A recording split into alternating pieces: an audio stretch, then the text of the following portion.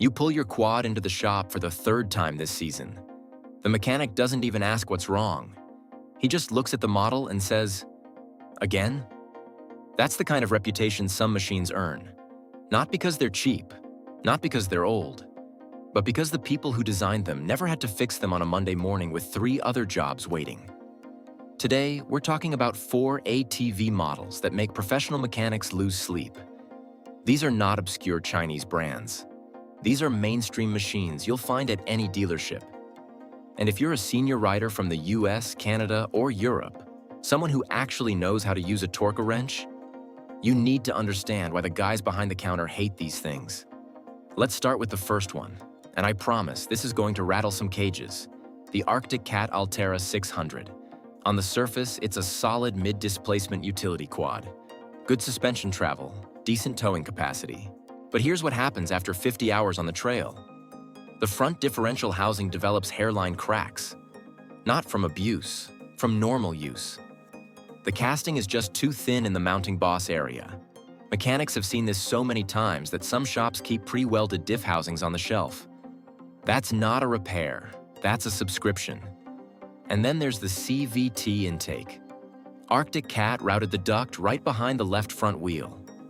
In dry conditions, fine. In any kind of mud or standing water, you're sucking moisture straight into the belt housing. 1 puddle, that's all it takes. Then you're looking at a belt, a clutch cleanup, and a mechanic who's silently judging your life choices. Now here's where I want you to think about your own experience. Have you owned an ATV that developed a weird crack or failure in a place that made absolutely no sense? Not crash damage, not neglect, just bad design. Pause for a second and leave that in the comments. Because the Alterra isn't alone in this category. The next one is even worse. Moving to the Can-Am Outlander 1000R. And before the fanboys come after me, listen. The Rotax engine is a masterpiece. The power is ridiculous. But mechanics don't care about horsepower figures when they're doing their 3rd crankshaft position sensor replacement on a machine with 400 miles. The real problem is the wiring harness. Can-Am routed the main harness right across the top of the engine, zip-tied to the frame in about 14 places. Sounds fine until you realize that engine throws serious heat. Over time, the insulation gets brittle. Then it cracks. Then you get intermittent electrical gremlins that will make a senior technician question his career choice. The machine will die randomly. It'll throw codes for sensors that test perfectly fine. And because the harness is integrated into everything, you can't just replace one section. You're looking at a full harness replacement. That's hours of labor. That's expensive. And that's assuming the mechanic can even get the parts, because Can-Am's supply chain has been a disaster. But here's the part that really gets under their skin. The Outlander 1000R has a known issue with the rear gearbox vent. It's too low, too short. Ride through anything deeper than a boot, and water gets pulled into the front gearbox. Not the rear. The front. Why? Because the vent line acts like a straw. By the time you notice the milky oil, the bearings are already pitting. And a front gearbox rebuild on a 1000R? That's not a Saturday afternoon job. That's a quote one kind of operation. I want to pause here again.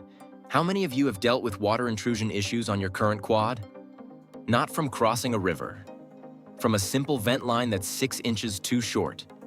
Drop your story in the comments, because this next machine takes that problem and adds a whole new level of frustration. The CF Moto C Force 850. Now look, CF Moto has come a long way. The fit and finish is better than it was 5 years ago. But mechanics still hate working on them. And the #1 reason is parts availability and documentation. Here's a typical scenario. A C Force 85. O comes in with a bad wheel bearing. Simple job on almost any ATV. But CF Moto uses a proprietary bearing size that no aftermarket company makes. You have to order from the dealer. That takes 3 weeks. Then you realize the bearing is pressed into a hub that's also proprietary.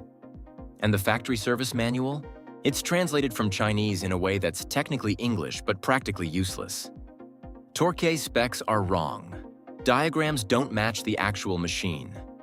One mechanic I talked to said he spent 45 minutes just trying to figure out which bolt size the manual was referring to because the photo showed a completely different component.